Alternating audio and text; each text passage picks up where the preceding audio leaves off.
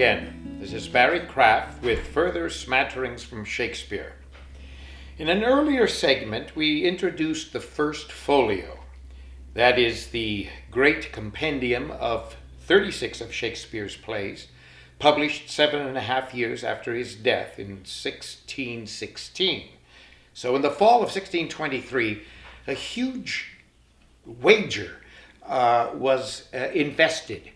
Could a large format book of plays and plays only capture the buying public's attention? And would they pay a large amount of money to buy a folio just of plays? That had never been done before in the history of English printing. And it turned out it was very successful, and it sold out. And 9 years later, in 1632, a second folio was published with changes, what they thought were, we don't know who the editors were of the second folio, but there were differences in the text. Primarily, whoever edited the second folio found errors, or what he thought were errors, and changed them. But our job is to look at the first folio, because that's the closest to Shakespeare's writing.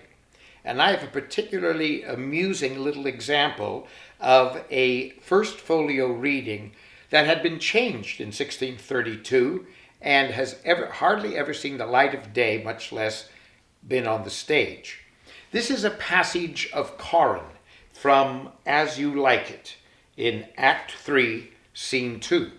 And it goes as follows in the first folio.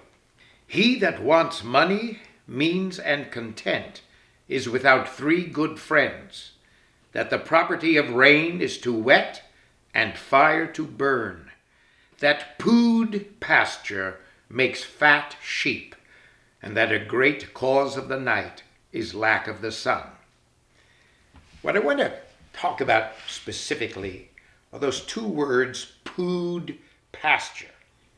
They made no sense to the editor of the second folio in 1632, and he thought Shakespeare must have meant good pasture. Good pasture makes fat sheep. And I think editors have agreed with him for the most part, even though a little detective work will show that never, anywhere, in quartos or folio, does Shakespeare use those 2 words, good pasture. So it tickled me to think that the word pooed, which most scholars wouldn't want to touch with a 10-foot pole, and that is not found in most dictionaries, but is on the lips of every diapered kid, poo, that actually is what Shakespeare wrote.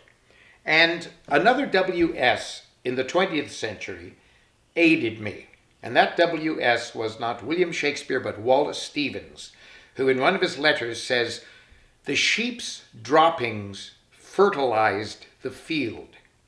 This is what Corin is talking about.